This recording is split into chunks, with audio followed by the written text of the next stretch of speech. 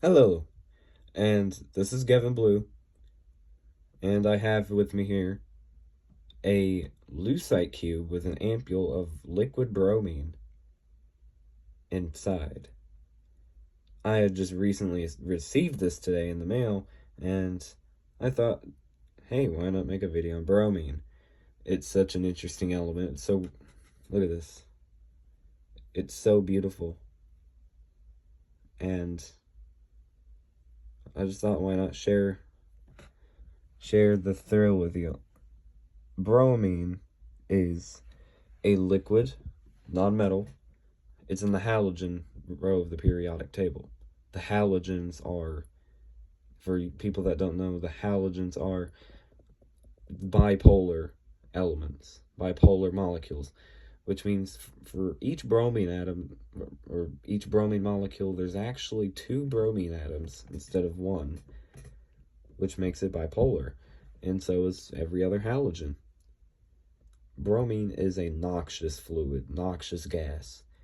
The liquid bromine, as you can tell by the orange color, it emits noxious fumes that, if left long enough, can really damage its surroundings. Most bromine bottles that aren't fully sealed, like an ampule in this case, are usually ruddy around the edges because of the fact, well, that vapor has discolorized the sides of your bromine bottle. And I mean, Nile Red, even himself, talks about it well in one of his videos on bromine from around 9 years ago. He has his own bromine bottle, and he even describes the surroundings of a bromine bottle is usually very ruddy. But that's nothing to worry about with this. I will let it, sit here, and whenever you let it sit for a while, the bromine will actually, as you can already see, it's turning less red, and eventually all that coating that's on the sides will go back down. But basically, the bromine has coated the sides of the glass. But bromine is actually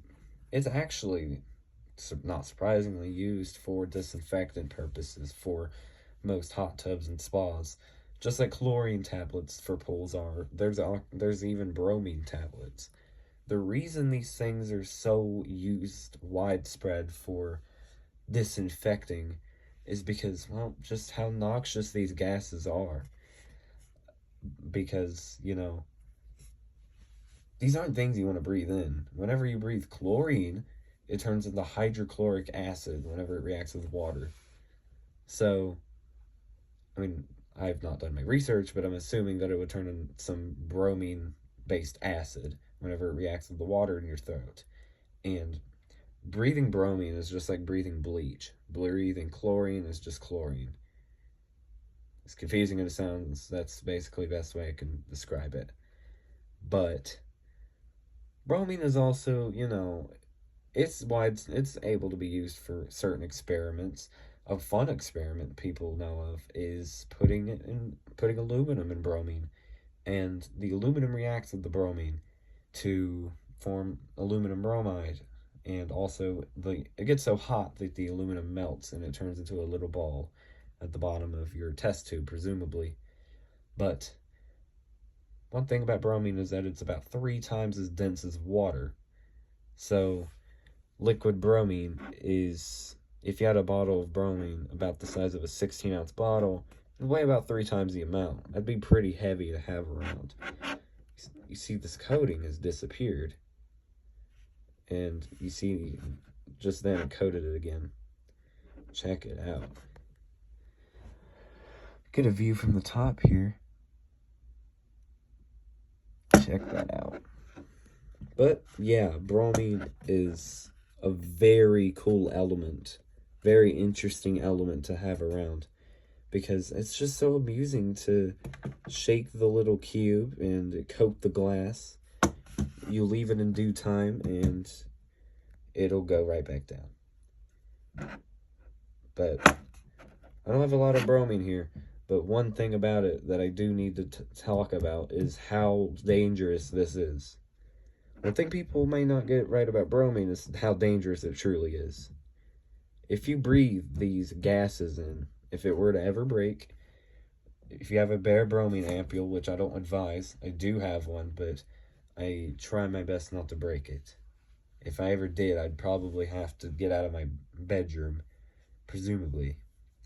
But the bromine would quickly evaporate, it would turn into vapor. It wouldn't be pleasant to smell, though. It smells horrible. But in this cube, in lucite resin, clear, crystal clear acrylic resin, it's nice and strong.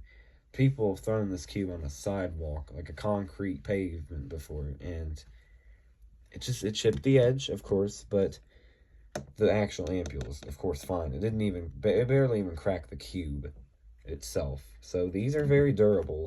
They're very resistant against, like, hard hits because of the resin they use. But yeah, that's about all I got on bromine here. I thought I would make a short video this time around because, you know, bromine should be widespread. If you like elements, you know bromine. If you collect elements, I'm sure you're hoping to get bromine soon.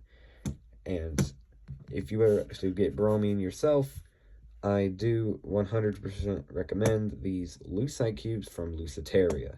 You can also get them from other websites, of course, that sell their element samples, but I don't know about you, but Luciteria is the yes-go for my element samples. They have such good shipping and customer care. But one thing about this cube is that that's actually less bromine than I was expecting, you know. I was expecting more than this, but this is still good as a good representation of the beautiful liquid bromine. So, even if you're looking for a conversation piece, this cube right here is it's intriguing to talk about. Especially if you're dealing with people that use it as a disinfectant and only know it as such. Showing the liquid here will definitely get a conversation going. And talking about its properties, of course. But that is about all I got on bromine, actually. And, you know, thank you for watching this video. I know it's been a while since I made a video, and I've still not made a gallium video. I sure hope to do so as soon as I can.